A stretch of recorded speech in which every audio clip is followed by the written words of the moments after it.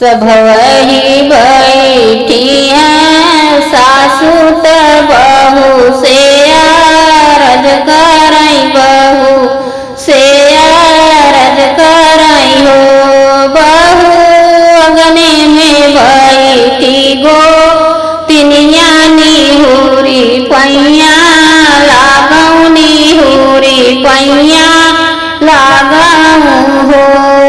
सासू एकत मोरी भारी बाचू नरिया दूसरे लंबा घूंघट दूसरे लंबा घूंघट हो सासू तीसरे बागोदी में लनवा कैसे पैया लागऊ कैसे पैया लागऊ हो सासू तीसरे बागोदी में लनवा कैसे पैया लागऊ कैसे पैया लागऊ हो बहू छोड़ी दे तू भारी चूनरिया घूंघट ऊपर कर तू घूंघट ऊपर करती हो बहू पलना लेटा मौला लनवानी हुरी पैया लागौनी हुरी पैया लागऊ हो सासू हम तो एक तरही धना से धनैतिन दूसरे पुत वैतिन दूसरे पुत वैतिनी हो सासू यही अपने साहेब कई दो लारी कैसे पैया लागी कैसे पैया लागऊ हो सासू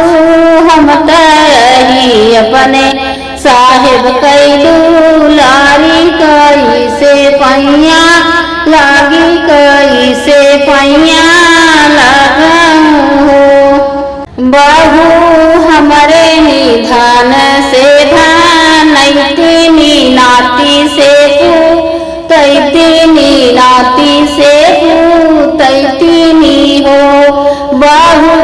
हमरे नी बेटा कई दुलारी नी हुरी पौआ लागौनी हुरी पैया लागऊ हो बहू हमरे नी बेटा के दुलारी नी हुरी पैया लागौनी हुरी पैया लागई हो सासू तोहरे निधन से धनैतिनी तोहरे नाती से तैतिनी तोहरे नाती से तैतिनी हो सासू तोहरे नी बेटा कई दुलारी तू ही नी पैया लागऊ तो हई पैया लागऊ हो सासू तोहरे नी बेटा कई दुलारी तो हई पैया लगतू तो हई पैया लगती हो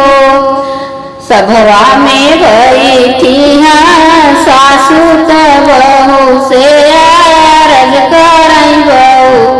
से अरज करई हो बहू अंगने में बैठी गो तिनिया निहुरी पैया लाग